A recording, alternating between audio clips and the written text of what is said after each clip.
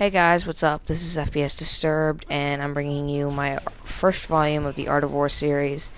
And basically what this series is made for is giving you guys my best tips in a organized manner, so you don't have to sort through the jibber-jabber, and I don't have to give you the jibber-jabber. So it's a win-win situation. It's easier for both of us, and overall it'll be a better form of commentary, I think. So each video will center around one main concept, and today's concept is how to kill people easier in Modern Warfare 2. So the first thing you want to look at is why killing is important. Alright, this may seem like an obvious thing, but I'm going into it a little bit deeper than most people do. Killing is necessary. I'm going out on a limb here. Killing is necessary in every game mode, and the better you are at killing, the better you are going to be. Real quick, pause here. Red roof, best spot on this map if you're playing the Slayer role in Domination. Just letting you know that. Alright, where was I? Lost my train of thought. Oh, that's right. Alright, so killing is necessary in every game mode, and the better you are at killing, the better you're going to be at every game mode. Why I say this is because even if you can take objectives, it's easier to take an objective that is undefended than an objective that is defended. If you have killed everyone around that objective and have pushed them back, it's going to be easier to take that objective, and you will overall have a better game. Alright, with that said, tell me if you agree with that. I believe that I'm correct there, but, you know, I'm open to other opinions. Alright, so the first thing you want to look for if you're trying to become a better killer in this game is your options menu. So you have a few things in your options menu that you might want to look at. Your stick layout, your button layout, your sensitivity.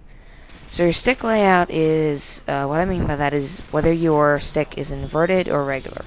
Inverted is when you push down on the stick, your player looks up, and vice versa. Regular is where up means up, down means down.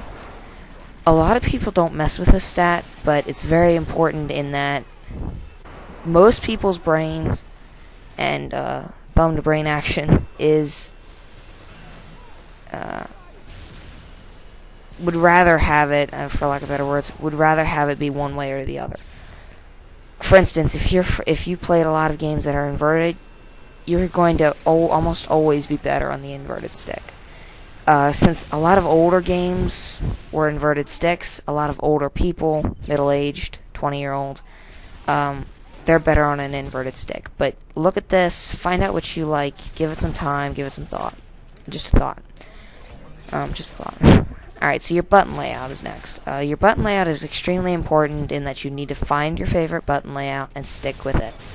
My favorite is tactical, a lot of people's favorite is tactical. Some people stick with default, I'm fine with that. I won't get into the whole knife lunge thing, but I'm fine with that at the end of the day. There's a few others that I don't really look into, like switched and left-handed, right-handed, but find your favorite, stick with it. Alright, so the most important thing in your options menu is your sensitivity. You want to find the one that fits you best.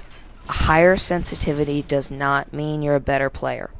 Finding the best sensitivity for you is much better than just sticking on 10 and saying I'm a pro. If you can run a higher sensitivity, great. It's really not going to help you.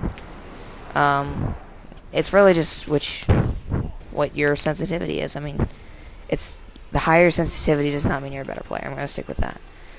The rule of thumb, though, for upping your sensitivity or lowering your sensitivity, changing it basically, is 1 point per week on average until you think you found the best one. That works really well. It makes it so that you're not going from, like sensitivity 3 to sensitivity 7. You will see a drastic. It would give you like a blank spot where your gameplay is absolutely gonna suck. If you avoid this, is the best way to do it is 1 point per week on average. Alright, so the second thing you want to look at for being a better killer is finding your favorite playstyle. You should always be able to fill multiple roles in a game mode or a game type, but the one that fits you best is the one I would rather you play the most. Not only is this going to help you, but it's going to help your team. If you know you can't play a role, tell us. I mean, tell people. I mean, they'll be almost glad to put you in a different role if they think you'll be able to fulfill it better. Focus on the one you know the most, but be able to learn all roles just in case you have to take them. Also find guns that suit your abilities and your playstyle. If you don't have the best aim, admit it to yourself, and don't use 3 shots. Don't try and use something you know you're not very good with. You know, if your aim's not bad, if your aim's bad, no one cares. Your gameplay and your ability in this game is defined by knowing your weaknesses and trying to avoid them as much as possible. That's basically all you can say there. Also, instead of trying to be good at a bunch of guns, if you wanted to go farther into that, try and be good at a select few. One from each group is a really good idea, or, you know, just be good at one group. Something like that. Don't try and be a all-around gun specialist. That's not going to work very well. If you use a few guns and you learn them very well, then you'll be able to read when people should die. This is very helpful in that it means you never waste ammo. So you look into that and just think about that for a little bit. Alright, so granted, remember that all of this is personal preference. This is what I think. This may not be the same for everyone, but I believe this is probably the best way you can go about becoming a better killer. Real quick now that I said that, learn to take advantage of what you've been giving. If, for instance, you saw when I paused that and said about the red roof, if I was given the red roof like I was there, they gave it to me no resistance or whatsoever. I'm going to switch roles. Originally when I was on there, in that game, I was on the role of flag defender. Defend the flags, that was my entire objective. I was cool with that, that's one of my favorite roles. I was fine with that. When they gave me that red roof, though, my role switched into Slayer. It switched because I was in the best position at that time to be in that role. What I mean by this is take advantage of what you've been given, in that if they give you something, hold on to it. And this is the entire idea of camping. I'm not going to move from a strong position just because I feel the need to rush. You know, it just doesn't make sense, and it's not a good sign of a good player. It's not the sign of a good player. Don't be afraid to do what's necessary, and don't care what the enemy thinks if they call you a camper or a noob tuber. Well, care what the enemy thinks in that case, because that's douchey, but you get the point. Use your environment and adapt to your environment. Use cover, control the engagement, and try to give yourself as much cover as possible and the enemy as little as possible. Use a gun and style suited for the environment. Don't try and rush on Wasteland. Don't try and use a sniper rifle on Rust, unless you're in a quick-scoping lobby.